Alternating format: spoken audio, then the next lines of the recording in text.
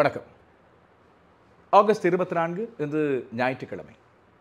இன்று இலங்கையிலே அதிகமாக பேசப்பட்ட செய்தி, கடந்த 2 நாட்களாக அதிகமாக தேடப்பட்ட, அவதானிக்கப்பட்ட, நோக்கப்பட்ட, இல்லாவிட்டால் இன்னும் அதிகமாக விவாதிக்கப்பட்ட ஒரு செய்தி.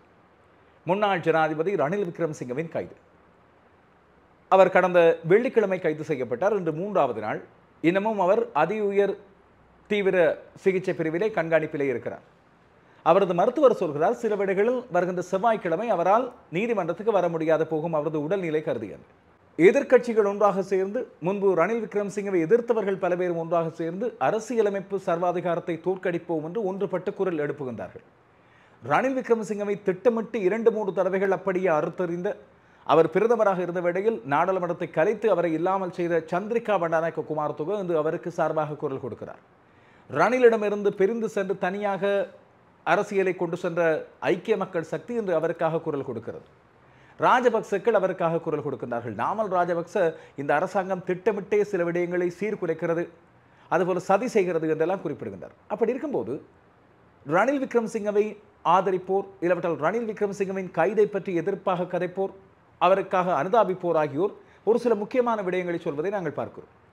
ஒன்று, அவரது கைதை எதிர்க்கவில்லை, ஆனால் பிணை வழங்க மறுத்ததை எதிர்க்கிறோம். இரண்டாவது, அவர் இந்த விடயத்துக்காக கைது செய்யப்பட்டதை எதிர்க்கிறோம். மூன்றாவது, அவர் மீது இன்னும் பாரதூரமான குற்றச்சாட்டுகள் இருக்கின்றன, அதையெல்லாம் சரியாக விசாரிக்கப்படாமல் ஒரு சிறு விடயத்துக்காக, ஒப்பீட்டளவில் சிறு விடயத்துக்காக கைது செய்யப்பட்டிருப்பது அவர் தப்பித்துக் கொள்ள வழிகோலிவிடும். அதே போல அவரை விட பாரதூரமான குற்றங்களை கடந்த காலங்களில் இழைத்தோர், அரச பணத்தை சூறையாடியோர், மோசடியாக பயன்படுத்தியோர் ஆகியோர் இன்னும் தண்டிக்கப்படாமல் இருக்கின்றார்கள். முடிந்தால் அவர்களில் முதலில் கை வைத்து பாருங்கள் என்று அரசாங்கத்தின் மீது விமர்சனங்களை முன்வைப்போரும் இருக்கின்றார்கள். அரசாங்க தரப்பிலிருந்து நான் நேற்று சொல்லியிருந்தேன், தனியே ஒரே ஒருவர் மட்டும்தான் இப்போதைக்கு இந்த விடயம் குறித்து குரல் எழுப்பியிருக்கிறார், ஒரு அமைச்சர் என்று. இன்னும் ஒரு அமைச்சர் 2 நாளில் யாழ்ப்பாணத்தில் இடம்பெற்ற ஒரு ஊடக சந்திப்பின் போது குறிப்பிடுகின்றார், இந்த ரணில் விக்ரமசிங்க 40 ஆண்டுகளுக்கு முதலே நீதிமன்றத்தின் முன்னால் கொண்டு வரப்பட்டு தண்டனை வழங்கப்பட்டிருக்க வேண்டியவர் என்று. அதே போல ரணில் விக்ரமசிங்கவை காப்பாற்றுவதற்கான சில அரசியல்வாதிகளை பற்றி விமர்சித்திருக்கிறார். ஊடகங்களில், சமூக வலைத்தளங்களில் நாங்கள் பார்க்கின்ற வேளையில் ரணில் விக்ரமசிங்கவுக்கு எதிரான கருத்துக்கள் பல மேலோங்கி இருக்கின்றன. அதில் முக்கியமான ஒன்று, ராஜபக்சக்களை இவர் காப்பாற்ற முனைந்தார் என்று. இப்போது ஒரு சின்ன கேள்வியோடு இந்த நாளின் விரிவான விடயங்களுக்கு செல்லலாம். ரணில் விக்ரமசிங்க ராஜபக்சக்களை தன்னுடைய ஆட்சிக்காலத்தின் போது காப்பாற்ற விழைந்தார் என்று சொல்லப்படுகின்ற அந்த விடயத்தை வைத்து பார்க்கும்போது, ரணில் விக்ரமசிங்க அண்மையில் அல் ஜசீராவில் இடம்பெற்ற சர்ச்சைக்குரிய பின்னர் விவாத பொருளாக மாறியிருந்த அந்த பேட்டியின் போது மெய்தி ஹசனுக்கு குறிப்பிட்ட ஒரு விடயம், தான் ஒன்றும் சட்டமாதிபர் கிடையாது, சட்டமாதிபர் தான் இந்த விடயங்களை பொறுப்படுத்தி வழக்குகள் போன்றவற்றை தாக்கல் செய்கின்ற ஒருவர், இல்லாவிட்டால் தண்டனை யாருக்கு வழங்கப்பட வேண்டும் என்று தீர்மானிக்கின்ற ஒருவர். அப்படி இருக்கும்போது தான் சரியான ஆதாரங்கள் முன்வைக்கப்பட்டு சட்ட ரீதியாக ஒருவர் தண்டிக்கப்பட்டால் தன்னால் எவ்வாறு தடை செய்ய முடியும், தனக்கு அதற்கான அதிகாரம் ஜனாதிபதியாக இருந்த போது கூட இருக்கவில்லை என்று சொல்லி குறிப்பிட்டிருந்தார். இப்போது இருக்கின்ற அரசாங்கமும் ராஜபக்சக்கள் சொத்துக்களை சூறையாடியவர்கள், உகண்டாவுக்கு சொத்துக்களை கொண்டு சென்றவர்கள் போன்றோரை கைது செய்து உடனடியாக தண்டனை கொடுப்போம், சட்டத்தின் முன் நிறுத்துவோம் என்று குறிப்பிட்டிருந்தார்கள். இதுவரை அப்படியான நடவடிக்கைகள் எதுவும் எடுக்கப்படவில்லை இந்த அரசாங்கத்தினால். கிட்டத்தட்ட 1 வருடமாகிறது இந்த ஜனாதிபதி ஆட்சிக்கு வந்து, இந்த வருகின்ற செப்டம்பர் மாதத்தோடு 1 வருடம். ஆனால் மஹிந்த ராஜபக்ச, கோட்டாபய ராஜபக்ச போன்ற முன்னைய ஆட்சியாளர்கள், இல்லாவிட்டால் அவர்களது குடும்பத்தினர் மீது இதுவரைக்கும் எந்த ஒரு நடவடிக்கையும் எடுக்கப்படவில்லை. அவர்கள் மீது தான் குற்றம் சுமத்தப்பட்டது. ரணில் ராஜபக்ச என்று ரணில் விக்ரமசிங்க விமர்சிக்கப்பட்டதற்கான முக்கியமான காரணமாகவும் அதுதான் இருந்தது. எனவே ஏன் இன்று வரை அது முடியாமல் போனது? இந்த கேள்வியை எழுப்பிக்கொண்டே, இது நிச்சயமாக மக்கள் சிந்திப்பதற்கான ஒரு விடயம் என்று குறிப்பிட்டுக் கொண்டே இன்று நாளில் இனிய செய்திகளுக்குள் செல்வோம். என்றும் ரணில் விக்ரமசிங்க பற்றி பேசப்படுகின்ற அதே வேளையில் இந்த அரசாங்கத்துக்கு எதிரான வெவ்வேறு விதமான அழுத்தங்களும் ஒரு பக்கம் இருந்து கொண்டிருக்காமல் இல்லை. குறிப்பாக இன்று வரை தமிழர் பிரச்சனைகள் எதுவும் தீர்க்கப்படவில்லை, அதுக்கான முன்னெடுப்புகள் மேற்கொள்ளப்படவில்லை என்பதை வசதியாக நாங்கள் மறந்து கடந்து போய்கொண்டிருக்கிறோம். செம்மணி விடயம் மிக பாரதூரமாக பேசப்படுகின்ற வேளையில், செம்மணி மனித புதைகுழி அகழ்வு பற்றி அதிகமாக உலகம் உன்னிப்பாக அவதானிக்கப்படுகின்ற வேளையில் தான் இந்த ரணில் விக்ரமசிங்க விவகாரமும் வந்து இப்போது அந்த விடயத்தை கிட்டத்தட்ட மறக்கடித்திருப்பதாக தெரிகிறது. அப்படியாக இருந்தால் செம்மணி அகழ்வு பணிகள், இதை பற்றி நிச்சயமாக எங்கள் மத்தியில் பெரிய ஒரு கேள்விகள், அதை பற்றி நாங்கள் இங்கே பார்க்க வேண்டியிருக்கிறது. செம்மணி அகழ்வு பணிகளை நாங்கள் பல பேர் வசதியாக மறந்துவிட்டோம். அந்த அகழ்வு பணிகள் இப்பொழுது 3ஆம் கட்டமாக நாளை முதல் மீண்டும் ஆரம்பிக்கப்பட போகின்றன நீதிமன்ற உத்தரவோடு. கடந்த 6ஆம் தேதி வரை அகழ்வு பணிகள் இடம்பெற்றிருந்தன. எனவே 20 நாட்களுக்கு பிறகு மீண்டும் இப்பொழுது 3வது கட்ட அகழ்வு பணிகள் ஆரம்பிக்கப்பட இருக்கின்றன. இதுவரைக்கும் இந்த 2 கட்ட அகழ்வு பணிகளின் போது 133 மனித உடல் எச்சங்கள் கண்டெடுக்கப்பட்டிருக்கின்றன. இது பற்றிய பகுப்பாய்வு நடவடிக்கைகள் இப்பொழுது இடம்பெற்றுக் கொண்டிருக்கின்றன. இந்த அகழ்வு பணிகள் மூலமாக மேற்கொள்ளப்பட்ட தேடுதல் நடவடிக்கைகள் மற்றும் எடுக்கப்பட்ட மனித எச்சங்கள் மூலமாக இராணுவத்தினர் கடந்த காலங்களில் ஆட்சியில் இருந்தோர் ஆகியோர் மீது குற்றம் சுமத்தப்பட்டிருந்தது. அவர்களுக்கு எதிரான நடவடிக்கைகளை இந்த அரசாங்கம் எடுக்குமா இல்லையா என்ற கேள்வி எழுந்திருந்தது. அரசாங்கம் மீது விமர்சனம் இருந்தது. ஆனால் இறுதியாக அரசாங்கம் குறிப்பிட்டது தாங்கள் இந்த விடயத்தில் தலையிடப் போவதில்லை என்று. இது சட்ட நடவடிக்கைகளின் அடிப்படையில், ஆனால் உள்ளக விசாரணைகளின் அடிப்படையில் இடம்பெறும். இந்த நிலையில் தான் இப்போது புதிதாக ரணில் விக்ரமசிங்கவின் கைது விவகாரம் சேர்ந்திருக்கிறது. எனவே இந்த செம்மணி விவகாரம் மறந்து போய்விடக்கூடாது. இல்லாவிட்டால் ரணில் விக்ரமசிங்க என்ற கைது, அதற்கு எதிரான எதிர்ப்பு, அரசாங்கம் தெரிவித்து வருகின்ற நடவடிக்கைகள், இனி 26ஆம் தேதி நீதிமன்றத்தின் முன்னால் அவர் கொண்டு வரப்பட போகின்ற போது எடுக்கப்படக்கூடிய அடுத்த கட்ட நடவடிக்கைகள் போன்ற விடயங்களோடு செம்மணி விவகாரம் மறந்துவிடக்கூடாது. அது மீதான அழுத்தம் தமிழர்களால், தமிழ் பேசும் அரசியல்வாதிகளால் முன்னெடுக்கப்பட வேண்டும் என்பதை இங்கே சுட்டிக்காட்டி வைக்கிறேன். இதேவேளை ரணில் விக்ரமசிங்கவின் விவகாரத்தில் இப்பொழுது தமிழ் தரப்பு கூட 2-3 கட்சிகளாக பிரிந்து கொண்டு கருத்து வேறுபாடுகளில் மோதிக்கொண்டிருப்பதை பார்க்கிறோம். சட்டம் தன்னுடைய கடமையை செய்ய வேண்டும். ஆனால் அந்த சட்டம் நியாயமாக செயற்படுகிறதா எல்லா விடயங்களிலும் என்று கேள்வி எழுப்பப்படும் போது, அரசாங்கம் கொடுத்த வாக்குறுதிகள் போன்ற விடயங்களிலும் இந்த சட்டம் தமிழர் தரப்புக்காக எடுக்கக்கூடிய நடவடிக்கைகள் போன்ற விடயங்களை நாங்கள் அவதானிக்க வேண்டியிருக்கிறது. அதிலே மிக முக்கியமாக நாங்கள் கவனிக்க வேண்டிய ஒரு சில விடயங்களை முதலில் குறிப்பிட்டு காட்ட விரும்புகிறேன். இந்த அரசாங்கம் வழங்கிய வாக்குறுதிகளில் அவையும் உள்ளடக்கம். தமிழர் தரப்பு விவகாரம் என்று வரும்போது இவையும் பேசப்பட வேண்டிய விடயங்கள் அவதானித்துக் கொள்ளுங்கள். சிறையில் வாடுகின்ற தமிழ் அரசியல் கைதிகளின் விடுதலை. வடக்கு கிழக்கிலே இராணுவத்தினராலும் பாதுகாப்பு பிரிவினராலும் அரசாங்கத்தின் பல்வேறு அமைப்புகளாலும் ஆக்கிரமிக்கப்பட்டிருக்கின்ற தமிழ் மக்களின் இருப்பிடங்கள். 13வது சட்ட திருத்தம் பற்றிய விடயம். தமிழ் மக்களின் பிரச்சனைக்கான நிரந்தர தீர்வு. முள்ளிவாய்க்கால் இறுதி யுத்தத்திலே இடம்பெற்ற மனித பேரழிவு, மனித உரிமை மீறல்கள், யுத்த குற்றங்கள் போன்றவற்றுக்கான சரியான நடவடிக்கை. செம்மணி மனித புதைகுழி உட்பட மன்னார் மற்றும் இதர இடங்களில் புதைக்கப்பட்ட மனித சடலங்கள் தொடர்பாக, தோண்டி எடுக்கப்பட்ட அந்த மனித சடலங்கள் தொடர்பாக நியாயமான சட்ட நடவடிக்கை, சரியான விசாரணைகள். தமிழ் உத்தியோகபூர்வ மொழியாக அங்கீகரிக்கப்படுகின்ற தெளிவான ஒரு விளக்கம். அரசியலமைப்பில் உள்ள 9வது சட்ட திருத்தம். இது போன்ற விடயங்கள் எங்களுக்கு தெளிவான முறையில் தீர்வு வழங்கப்பட வேண்டும். இப்போது அரசாங்கம் எடுத்து வருகின்ற இந்த அரசியல் ரீதியிலான கைதுகள், இல்லாவிட்டால் ஊழல் குற்றச்சாட்டுகள் போன்றவற்றுக்காக இடம்பெற்று வருகின்ற இந்த கைதுகள், அதுபோல இந்த சட்ட நடவடிக்கைகள் அத்தனையும் தெற்கை திருப்திப்படுத்துவதற்காகவே அமைந்திருப்பதாக நாங்கள் அவதானிக்க தோன்றுகிறது. எனவே வடக்கு மக்களது பிரச்சனைகள் இதன் மூலமாக பெரிய அளவு விடயங்கள் பூசப்பட்டு மூடி மறைக்கப்பட்டிருக்கின்றனவோ என்று கேள்வி எழுந்திருக்கிறது. அதுக்கான இன்னும் ஒரு இலகுவான உதாரணம் மன்னார் காற்றாலை விடயம். அந்த விடயம் இப்பொழுது 1 மாதம் பிற்போடப்பட்டிருந்தாலும் அது மீண்டும் நடக்கும் என்று சொல்லி தோன்றுகின்றது. இதற்கு எதிராக தொடர்ச்சியாக இடம்பெற்று வருகின்ற போராட்டங்களுக்கு இன்னும் தெளிவான முடிவு ஜனாதிபதியின் சந்திப்புக்கு பிறகு எட்டப்படவில்லை என்பதையும் இங்கே சுட்டிக்காட்டி வைக்கிறேன். இப்போது ரணில் விக்ரமசிங்கவின் விவகாரத்துக்கு வருவோம். ரணில் விக்ரமசிங்க கைதாகி அதுக்கு பிறகு சிறைச்சாலை மருத்துவமனையில் அனுமதிக்கப்பட்டு இறுதியாக இப்பொழுது அவர் அதிதீவிர சிகிச்சை பிரிவிலே கண்காணிப்பிலே இருக்கிறார். அவரை பரிசோதிக்கின்ற வைத்தியர் குறிப்பிடுகின்றார் அதிதீவிர உயர் இரத்த அழுத்தத்தினால் பாதிக்கப்படுகின்றார். அதுபோல நீர் உடனடியாக வற்றி போகிறது. அவருக்கு நீரிழிவு நோய் இருக்கிறது, இருதய நோய் பிரச்சனை இருக்கிறது. எனவே இதன் அடிப்படையில் அவருக்கு இருக்கின்ற இப்போதைய மருத்துவ சூழலிலே வருகின்ற செவ்வாய்க்கிழமை நீதிமன்றத்துக்கு அவரை அழைத்தால் அவரால் வர முடியாது இருக்கும் என்று சொல்லி குறிப்பிடுகின்றார். இலங்கை அரசு தேசிய வைத்தியசாலையின் பிரதி பணிப்பாளரான டாக்டர் ருக்ஷான் பெல்லன ரணில் விக்ரமசிங்கவின் உடல் நிலவரங்கள் பற்றி குறிப்பிடும் போது, அவர் 10 மணித்தியாலங்களாக நீதிமன்றத்திலே காக்க வைக்கப்பட்டிருந்த வேளையில் அவருக்கு போதுமான நீர், ஆகாரம், உணவு இல்லாவிட்டால் குழுமையாக வைத்திருக்கக்கூடிய வசதிகள் அங்கே இருக்கவில்லை. இதனால் அவரது உடலில் நீர் வற்றி போயிருக்கிறது. இது அவருக்கு பல்வேறு மருத்துவ சிக்கல் சூழ்நிலைகளை ஏற்படுத்தியிருக்கிறது. இதன் காரணமாக அவர் தொடர்ச்சியாக அவதானிக்கப்பட்டுக் கொண்டிருக்கிறார். இப்போது இருக்கின்ற இந்த சூழ்நிலையில் அவரால் நீதிமன்றத்தில் வருகின்ற 26ஆம் தேதி சமூகம் அளிக்க முடியாது இருக்கும். ஆனால் மருத்துவர்கள் குழு ஒன்று அவரை விசேட கண்காணிப்பில் ஈடுபடுத்தி இருக்கிறது என்று சொல்லி குறிப்பிடுகிறார்கள். ஒரு சில புகைப்படங்களும் சமூக வலைத்தளத்தில் வெளியிடப்பட்ட வேளையில் ரணில் விக்ரமசிங்க ICU என்று அழைக்கப்படுகின்ற அதிதீவிர சிகிச்சை பிரிவிலே கண்காணிக்கப்பட்டுக் கொண்டிருப்பதை நாங்கள் பார்க்கிறோம். இதேவேளை மருத்துவர் ரணில் விக்ரமசிங்கவின் உடல்நிலை குறித்து மற்றொரு விடயத்தை வெளியிட்டிருக்கிறார். ரணில் விக்ரமசிங்க ஆபத்தான கட்டத்தில் இல்லை, அதை தாண்டி விட்டார். இருந்தாலும் அவருக்கு இப்போது ஏற்படுகின்ற இந்த உடல்நிலை கோளாறுகள் தொடர்பாக ஒரு முன்னெச்சரிக்கை நடவடிக்கையாகவே அவரை அவதானிப்பிலே வைத்திருப்பதாகவும், தொடர்ச்சியாக பார்வையாளர்கள், அரசியல் அபிமானிகள், அரசியல்வாதிகள் ஆகியோர் ரணில் விக்ரமசிங்கவை பார்வையிட வருவது அவருக்கு தொந்தரவை அளிக்கலாம். இதனால் வருகைகளை மட்டுப்படுத்துமாறு அவர் வேண்டுகோளை முன்வைத்திருக்கிறார். இன்னொரு பக்கம் இன்னும் ஒரு வைத்தியர் பிரதீப் ஜெயசிங் இந்த நாளில் வெளியிட்ட தகவல், ரணில் விக்ரமசிங்கவின் உடல்நிலை சீராக இருக்கிறது, அவர் முன்னேற்றம் கண்டு வருகிறார், கவலைப்பட வேண்டிய தேவை எதுவும் இல்லை என்று சொல்லி குறிப்பிட்டிருந்ததையும் இந்த ஊடகங்கள் பதிவு செய்திருக்கின்றன.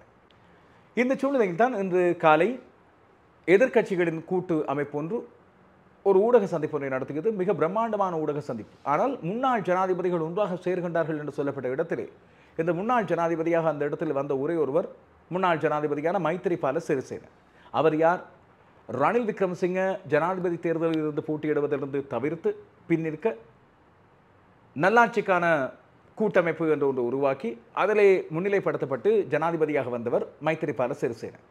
ஆனால் தன்னுடைய ஆட்சி காலத்தின் இறுதிப் பகுதியிலே சட்டத்துக்கு முரணான வகையில், அரசியலமைப்புக்கு முரணான வகையில் யாரிடமிருந்து பிரிந்து வந்து யாரிடமிருந்து நாட்டை காப்பாற்றுவதற்காக இந்த நல்லாட்சிக்கான அரசாங்கத்தை உருவாக்குவதற்காக ரணில் விக்ரமசிங்கவிடம் கரம் கோர்த்தாரோ அதே மஹிந்த ராஜபக்சவை பிரதமராக மாற்றியிருந்தார் மைத்திரிபால சிறிசேன. அவருக்கு எதிராக ஒரு யுத்தம், 50 நாட்கள் யுத்தம் ஒன்று ரணில் விக்ரமசிங்கவினால் முன்னெடுக்கப்பட்டிருந்தது.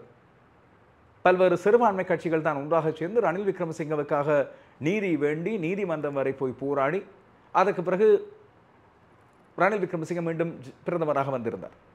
அதே மைத்திரிபால சிறிசேன தான் இன்றைய நாளில் கொழும்பிலே கூட்டப்பட்ட இந்த எதிர்க்கட்சிகளின் ஒன்றிணைக்கப்பட்ட let's defeat the constitutional dictatorship என்று அழைக்கப்படுகின்ற அரசியலமைப்பு சர்வாதிகாரத்தை தோற்கடிப்போம் என்று அழைக்கப்படுகின்ற அந்த கூட்டு முயற்சியாக அமைந்த இன்றைய நாளில் ஊடக சந்திப்பில் கலந்து கொண்டிருந்தார்கள். அரசியல் பழிவாங்கல் நடவடிக்கையாகவே ரணில் விக்ரமசிங்கவின் கைது இடம்பெற்றிருக்கிறது என்று குறிப்பிட்டு கண்டிக்கப்பட்ட இந்த கூட்டத்திலே இன்றைய நாளில் கலந்து கொண்டிருந்தார்கள் பலதரப்பட்ட அரசியல் கட்சிகளைச் சேர்ந்தவர்கள். மைத்திரிபால சிறிசேன கலந்து கொண்ட அதே வேளையில் வேறு ஜனாதிபதிகள் யாரும் கலந்து கொண்டிருக்காத சூழ்நிலையிலும் சந்திரிகா பண்டநாயக்க குமாரதுங்கவின் கடிதம் இல்லாவிட்டால் அவர் இந்த விடயத்தை கண்டித்து அனுப்பியிருக்கின்ற உத்தியோகபூர்வமான உரை இன்று தலத்த ஆத்துக்கூறலவினால் வாசிக்கப்பட்டது. முன்னாள் ஜனாதிபதி மைத்திரிபால சிறிசேன, முன்னாள் சபாநாயகர் மஹிந்த அபிவர்தன, தமிழ் முற்போக்கு கூட்டணியின் தலைவர் மனோ கணேசன், ஸ்ரீலங்கா முஸ்லிம் காங்கிரசின் தலைவர் ரவுஃப் ஹக்கீம், தொழிலாளர் தேசிய சங்கத்தின் தலைவர் பழனி திகாம்பரம், ஐக்கிய குடியரசு முன்னணியின் தலைவர் பாட்டலி சம்பிக்க ரணவக்க, ஐக்கிய தேசிய கட்சியின் நாடாளுமன்ற உறுப்பினர் தலத்தா அத்துக்கோரல, ஸ்ரீலங்கா பொதுஜன பெரமுனவின் பொதுச் செயலாளர் சாகர காரியவசம், நாடாளுமன்ற உறுப்பினர்களான காவிந்த ஜாவர்தன, தயாசிரி ஜெயசேகர, ரவி கருணாநாயக்க, நாமல் ராஜபக்ச, முன்னாள் அமைச்சர்கள் சுசில் பிரேம்ஜயந்த், ஜிஎல் பீரிஸ், துமிந்த திசாநாயக்க, அகில காரியவசம், நிமால் சிறிபால டி சில்வா, டிரான் அலஸ், மஹிந்த அமரவீர, பவித்ரா வன்னியாராச்சி போன்ற பல பேரும் இதிலே கலந்து கொண்டிருந்தார்கள். மஹிந்த ராஜபக்ச, சந்திரிகா பண்டநாயக்க குமாரதுங்க ஆகிய முன்னாள் ஜனாதிபதிகள் இன்றைய கூட்டத்திலே கலந்து கொள்வதாக முன்னர் அறிவிக்கப்பட்ட போதிலும் அவர்கள் கலந்து கொள்ளவில்லை. சந்திரிகா பண்டநாயக்க குமாரதுங்க தன்னுடைய கடுமையான எதிர்ப்பை வெளியிட்டு அனுப்பிய கடிதத்தை ஆங்கிலத்திலே தலத்தா அத்துக்கோர்ல அவர்கள் வாசித்திருந்தார். அதிலே அவர் இந்த விடயம் கண்டிக்கப்பட வேண்டிய விடயம், அரசியலமைப்பு மற்றும் அரசியல் நாகரிகத்துக்கு முரணான வகையில் இந்த கைது இடம்பெற்றிருப்பதாக அவர் இங்கே சுட்டிக்காட்டியிருந்தார். இன்றைய நாளின் கூட்டத்திலே உரையாற்றிய அனைவருமே இந்த அரசாங்கத்தின் ஜனநாயக விரோத போக்கு, அதுபோல அரசியல் ரீதியிலான பழிவாங்கல் நடவடிக்கைக்கு எதிராக தாங்கள் ஒன்றிணைந்து குரல் கொடுக்க வேண்டும் என்று சொல்லி இங்கே குறிப்பிட்டிருந்தார்கள். எனவே அரசாங்கத்துக்கு எதிராக இப்படியான வியூகங்கள் வகுக்கப்பட்டு ஒரு பக்கம் குரல் எழுப்பப்பட்டு வருகிறது. ரணில் விக்ரமசிங்கவின் இந்த கைது குறித்து பரவலான எதிர்ப்புகள் அரசியல் வட்டாரங்களில் ஒன்றாக வெளிப்படுத்தப்பட்டு வருகின்றன. ஆனால் அரசாங்க தரப்பிலே இது பற்றி குறிப்பிட்ட வேளையில் இன்றைய நாளில் அமைச்சர் பிமல் ரத்நாயக் ஒரு விடயத்தை சொல்லியிருந்தார். ரணில் விக்ரமசிங்க 40 ஆண்டுகளுக்கு முதலே அவர் நீதிமன்றத்தின் முன்னால் நிறுத்தப்பட்டு தண்டனை வழங்கப்பட்டிருக்க வேண்டியவர் என்று குறிப்பிட்டிருந்தார். 1977ஆம் ஆண்டு தேர்தலுக்கு பிறகு இடம்பெற்ற வன்முறைகள், 1981இல் யாழ்ப்பாண நூலகம் எரிக்கப்பட்ட சம்பவம், 1983ஆம் ஆண்டு இடம்பெற்ற இனவழிப்பு, இலங்கையில் இடம்பெற்ற ஜூலை கலவரங்கள், இந்த விடயங்கள் அத்தனையிலும் ரணில் விக்ரமசிங்க சம்பந்தப்பட்டிருக்கிறார். அதே போல 1980களின் பிற்பகுதி வரை இடம்பெற்ற பல்வேறு சம்பவங்களில் 60,000 பேருக்கு மேலே கொல்லப்பட்டார்கள். இந்த விடயத்திலும் ஆட்சியில் இருந்தவர்களில் பெரும் பங்கு வகித்தவர்கள் ஒருவராக ரணில் விக்ரமசிங்க இருந்தார். எனவே அவர் மீது எப்போதோ நடவடிக்கைகள் எடுக்கப்பட்டிருக்க வேண்டும். பல்வேறு குற்றச்செயல்களுக்கு பொறுப்பு கூறல் நடவடிக்கை உடையவராக ரணில் விக்ரமசிங்க இருந்திருக்கிறார். பிணைமுறி மோசடியையும் பட்டலாந்த சம்பவத்தை ஞாபகப்படுத்தியிருந்தார் இன்று நாளில் இடம்பெற்ற ஊடக சந்திப்பின் போது பிமல் ரத்நாயக்க. எனவே அப்படிப்பட்ட ஒருவருக்காக இப்பொழுது அனுதாபிப்போர் நிச்சயமாக கவலைப்பட வேண்டியவர்கள், கண்டிக்கப்பட வேண்டியவர்கள் என்று குறிப்பிடுகிறார். ரணில் விக்ரமசிங்கவின் விடுதலைக்காக சுமந்திரன் அவர்கள் கருத்து தெரிவிப்பது உண்மையில் கண்டிக்கப்பட வேண்டிய விடயம் தான். அதில் மிக மனவருத்தம் அடைவதாகவும் பிமல் ரத்நாயக்க இன்று நாளின் ஊடக சந்திப்பின் போது கருத்து தெரிவித்திருக்கிறார். அப்படிப்பட்ட ரணில் விக்ரமசிங்க கைது செய்யப்பட்டது தவறு என்று சுமந்திரன் குறிப்பிடுவது தனக்கு கவலை அளிக்கின்ற விடயம் என்று குறிப்பிட்ட பிமல் ரத்நாயக்க, சுமந்திரன் அவர்கள் யாழ்ப்பாணத்திலிருந்து பேசுகிறாரா இல்லாவிட்டால் ரணில் விக்ரமசிங்கவின் வீட்டிலிருந்து பேசுகிறாரா என்று கேள்வியும் எழுப்பியிருந்தார் ஒரு கிண்டல் துணியிலே. ஆனால் சுமந்திரன் அவர்கள் இந்த நாளில் இன்னும் ஒரு விடயத்தை இங்கே குறிப்பிட்டு காட்ட மறக்கவில்லை. ஆனால் சுமந்திரன் அவர்கள் இன்றைய நாளில் இன்னும் ஒரு விடயத்தை குறிப்பிட்டு காட்டியிருந்தார் தன்னுடைய சமூக வலைத்தள பதிவு ஒன்றிலே. இந்த ரணில் விக்ரமசிங்கவின் கைது விடயத்தை தான் எதிர்க்கவில்லை, ஆனால் கைது செய்யப்பட்ட முறை, அதுபோல் அவருக்கு பிணை வழங்கப்பட்டது தவறு என்பதை மீண்டும் ஒரு தடவை வலியுறுத்தி குறிப்பிடுகிறார். கடந்த காலங்களில் தமிழ் அரசியல் கைதிகள் பல பேரும் கைது செய்யப்பட்ட விடையில் இப்படியான விடயம் தான் நடந்தது. வெள்ளிக்கிழமைகளில் கைது இடம்பெறுகிறது. அந்த வெள்ளிக்கிழமை கைதுகளுக்கு தன்னுடைய எதிர்ப்பை வெளியிடுவதாக சுமந்திரன் குறிப்பிட்டிருக்கிறார். காரணம், வெள்ளிக்கிழமை கைதுகள் இடம்பெற்றால் அடுத்த நாள், அதுக்கு அடுத்த நாள் என்று சனி ஞாயிற்றுக்கிழமைகளில் அவர்களை தடுத்து வைத்து திங்கட்கிழமை நீதிமன்றம் கூடுகின்ற வேளையில் தான் அவர்களை நீதிமன்றத்துக்கு கொண்டு வருகின்றார்கள். எனவே 2 நாள் தடுப்பு காவலில் அவர்களை வைத்தியாக வேண்டியிருக்கிறது. அப்படி இருக்கின்ற சூழ்நிலையை தான் முன்பு இருந்து எதிர்த்து வந்ததாக அவர் குறிப்பிடுகிறார். இதன் அடிப்படையில் இந்த ரணில் விக்ரமசிங்கவின் கைது பற்றி அவர் தெளிவுபடுத்தி அதற்கு ஏன் தான் எதிர்ப்பை தெரிவித்திருக்கிறேன் என்று சொல்லி அவர் இங்கே சுட்டிக்காட்டியிருக்கின்றார். பிமல் ரத்நாயக்க அந்த நாளில் குறிப்பிட்டதைப் போல அவர் கைதை எதிர்க்கவில்லை என்ற விடயத்தை பதிவு செய்திருக்கிறார் இன்றைய நாளில் சுமந்திரன். பிமல் ரத்நாயக்க அந்த நாளில் இன்னும் ஒரு விடயத்தையும் சொல்லியிருந்தார். வருகின்ற 21ஆம் தேதி செப்டம்பர் 21ஆம் தேதியோடு அனுரகுமார் திசாநாயக்க ஜனாதிபதியாக பதவியேற்று ஒரு வருடமாகிறது. இதை முன்னிட்டு பல்வேறு நடவடிக்கைகளை திட்டமிட்டிருப்பதாகவும் இந்தியாவிலிருந்து வருகின்ற தமிழ் அகதிகள் இலங்கைக்குள் உள்வாங்கப்பட்டு அவர்கள் இலங்கை பிரஜைகளாக கொண்டு வர வேண்டிய நடவடிக்கைகளை தாங்கள் எடுத்திருப்பதாகவும் சுட்டிக்காட்டியிருந்தார். ஆனால் என்று பார்த்தேன் சமூக வலைத்தளங்களில் அதுபோல யாழ்ப்பாணத்திலிருந்து வருகின்ற ஊடகங்கள் ஒரு சிலவற்றில் பிமல் ரத்நாயக்க யாழ்ப்பாணம் பலாலி சர்வதேச விமான நிலையத்தை விஸ்தரிப்பது தொடர்பாக தொடர்ச்சியாக மக்களை ஏமாற்றி வருகின்ற இழுத்தடிப்பு செய்கின்ற நடவடிக்கைகளில் ஈடுபட்டு வருகிறார் என்ற விமர்சனங்கள் எழுப்பப்பட்டிருந்தன. நாடாளுமன்றத்தில் நேற்று முன்தினம் உரையாற்றிய போது ஸ்ரீதரன் எம்பி இது பற்றிய கேள்வி எழுப்பியிருந்தார்.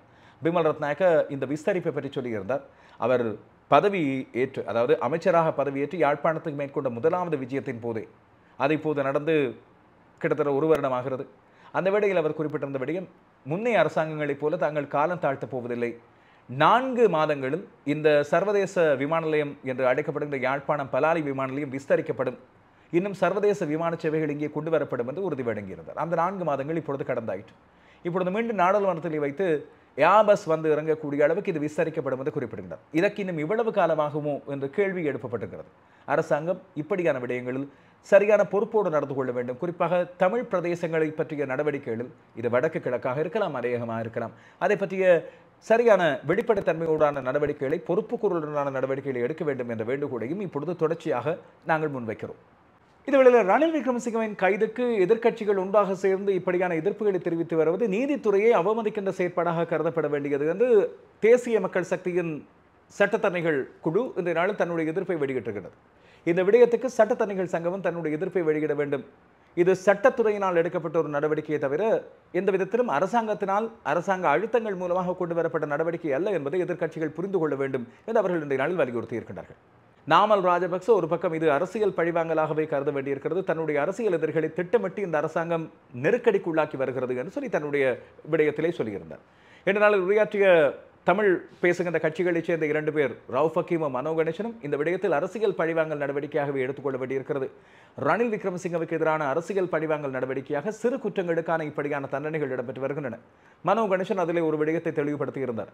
பட்டலந்த அங்கே இடம்பெற்ற வதை முகாம் நடவடிக்கைகள், அதே போல மத்திய வங்கி பிணைமுறை நடவடிக்கைகள், இந்த 2 விடயங்களிலும் ரணில் விக்ரமசிங்கவுக்கு எதிர்ப்பு தெரிவித்தோர் இங்கே கூடியிருக்கின்ற கூட்டம், அதாவது எதிர்க்கட்சிகளுடன் ஒன்றிணைக்கப்பட்ட அந்த ஊடக சந்திப்பிலே குழுமியிருந்த அந்த கூட்டத்திலே இருக்கின்றோம். அப்படி இருக்கின்ற சூழ்நிலையில் அதற்கான எதிர்ப்புகளை தாங்கள் வெளியிடவில்லை. அந்த 2 சம்பவங்களில் ரணில் விக்ரமசிங்கவின் மீது சுமத்தப்பட்ட குற்றச்சாட்டுக்களை தாங்களே வெளிப்படுத்தியிருந்தோம். அதற்கு ரணில் விக்ரமசிங்கவுக்கு எதிர்ப்பையும் தெரிவித்திருந்தோம். அது பற்றிய சட்ட நடவடிக்கைகளை இந்த அரசாங்கம் எடுக்க வேண்டும். மாறாக இப்படியான சிறு குற்றங்களுக்கான நடவடிக்கைகள் எடுக்கும் போது அந்த நீதித்துறை செயற்படுகின்ற விதம் குறித்த கேள்விகள் எழுகின்றன. எனவே அரசாங்கம் முதலில் விசாரணைகளை மிகப்பெரிய குற்றங்களாக சுமத்தப்படுகின்ற பட்டலந்த ஆணைக்குழு விசாரணை, அதே போல மத்திய வங்கி பிணைமுறை விடயம் தொடர்பாக முன்னெடுக்க வேண்டும். எனவே சட்டத்துறை எவ்வாறு செயற்படுகிறது என்பதை அதன் மூலமாக மக்கள் புரிந்து கொள்ள வேண்டும் என்று குறிப்பிட்டிருந்தார். கடந்த 17ஆம் தேதியிலிருந்து தொடர்ச்சியாக மேற்கொள்ளப்பட்டு வந்த தபால் துறை ஊழியர்களின் பணி புறக்கணிப்பு போராட்டம் இன்று முடிவுக்கு வந்திருக்கிறது. இன்று மாலை 4 மணி முதல் அவர்கள் வேலைக்கு திரும்பி இருப்பதாக ஊடக அமைச்சர் சுகாதார அமைச்சருமான அமைச்சரவை பேச்சாளர் டாக்டர் நலிந்த ஜெயதிச ஊடகங்களுக்கு இந்த நாளில் தெரிவித்திருக்கிறார். அவருக்கும் தொழிற்சங்கத்தைச் சேர்ந்த பிரதிநிதிகளுக்கும் இடையிலான பேச்சுவார்த்தைகளுக்கு பிறகு இந்த முடிவு எட்டப்பட்டிருப்பதாகவும் 4 மணி முதல் சுமூகமாக அவர்கள் அத்தனை பேரும் பணிக்கு திரும்புவதற்கு இணங்கி இருப்பதாகவும் அவர் இன்று பகல் வேளையில் குறிப்பிட்டிருந்தார். இதுவேளை கையெழுத்துக்கு பதிலாக விரல் பதிவுகளை இடுவதற்கும் அவர்கள் இணக்கம் தெரிவித்திருப்பதாக சொல்லியிருக்கிறார். எனவே ஏதோ ஒரு விதத்தில் சுமூகமான முடிவு எட்டப்பட்டிருக்கிறது என்பது மிக தெளிவாக தெரிகின்ற ஒரு விடயம். அதேவேளை இந்த நாளில் ஒரு சில ஊடகங்களில் வெளியிடப்பட்ட தகவல் அரச மருத்துவ அதிகாரிகள் சங்கம் நாளை முதல் மேற்கொள்ளவிருந்த பணி புறக்கணிப்பு போராட்டம் கைவிடப்பட்டதாக. ஆனால் அதற்கான மறுப்பு தெரிவிக்கப்பட்டிருக்கிறது அரச மருத்துவ அதிகாரிகள் சங்கத்தினால். அவ்வாறான செய்திகள் பொய்ச் செய்திகளாக திட்டமிட்டு பரப்பப்படுகின்ற செய்திகளாக இருக்கின்றன. தங்களால் அந்த பணி புறக்கணிப்பு போராட்டம் கைவிடப்படவில்லை. திட்டமிட்டபடி நாளை முதல் இந்த பணி புறக்கணிப்பு போராட்டம் இடம்பெறும் என்பதை தாங்கள் சுகாதார அமைச்சகம் அறிவித்திருப்பதாக, அதுபோல ஊடகங்கள் மூலமாக அனைத்து மருத்துவர்களுக்கும் அனைத்து மக்களுக்கும் அறிவித்திருப்பதாக அவர்கள் குறிப்பிடுகிறார்கள். இதிலே பல்வேறு அரச மருத்துவர்களுக்கு இடம்பெற்ற இடமாற்றங்கள் தொடர்பாக ஏற்பட்ட மாறுபட்ட ரீதியிலான நடவடிக்கைகள் தொடர்பாகவும் தாங்கள் தங்களுடைய கண்டனத்தை வெளிப்படுத்தியிருப்பதாகவும், இந்த போராட்டம் நாளை ஒரு நாள் இடம்பெற்று அதற்கு பிறகு காணப்படுகின்ற முடிவுகளின் அடிப்படையில் இது தொடர்வதா இல்லையா என்ற முடிவு எடுக்கப்படும் என்றும் அவர்கள் தெரிவித்திருக்கிறார்கள். இதற்கிடையே இந்த நாளில் அண்மை காலமாக இலங்கையிலே பதிவாகி வருகின்ற துப்பாக்கிச்சூட்டு சம்பவங்களில் மற்றொரு சம்பவம் பதிவாகி இருக்கிறது பொருளஸ்கமோவில். இன்று காலையில் இடம்பெற்ற இந்த துப்பாக்கிச்சூட்டு சம்பவத்தில் 23 வயதான வாலிபர் ஒருவர் முச்சக்கர வண்டியிலே வைத்து கொல்லப்பட்டிருக்கின்றார். இன்னொருவர் காயமடைந்திருக்கின்றார். போலீசார் விசாரணைகளை மேற்கொண்டு வருவதாக சொல்லப்படுகிறது. இவைதான் இன்றைய நாளின் முக்கியமான செய்திகள். இந்த செய்திகளை பற்றிய உங்களுடைய கருத்துக்கள், விமர்சனங்கள், நான் என்று குறிப்பிட்ட ரணில் விக்ரமசிங்கவின் கைது தொடர்பாக இப்பொழுது ஆளும் தரப்பு, எதிர்த்தரப்பு, பொதுவான மக்களது கருத்துக்கள் ஆகியவை பற்றி உங்களுடைய கருத்துக்களை பதிவிடுங்கள். இது எந்த விதத்திலும் அவரது கைதை எதிர்ப்பதற்காகவோ இல்லாவிட்டால் அவரது கைதை நியாயப்படுத்துவதற்காகவோ கிடையாது. இந்த கைதுக்கு ஆதரவு, எதிர்ப்பு தெரிவிப்பதை தவிர எங்களது தமிழ் தரப்பு எதிர்நோக்கி வருகின்ற பல்வேறு விடயங்களை நான் இந்த செய்திகளின் ஆரம்பத்திலே சுட்டிக்காட்டியிருக்கிறேன். எனவே இனி நீங்கள் சொல்லப்போகின்ற உங்களுடைய கருத்துக்களுக்கு நீங்களே பொறுப்பாளியாவீர்கள். இந்த நாளில் தந்திருக்கின்ற இந்த செய்திகளை பற்றிய உங்களுடைய விமர்சனங்களை நீங்கள் தாராளமாக கருத்துக்கள் மூலமாக குறிப்பிடலாம். அவை பற்றி ஆரோக்கியமான உரையாடலை நாங்கள் தொடர்வோம். மீண்டும் நாளைய தினம் மற்றொரு செய்தி தொகுப்பிலே சந்திக்கிறேன்.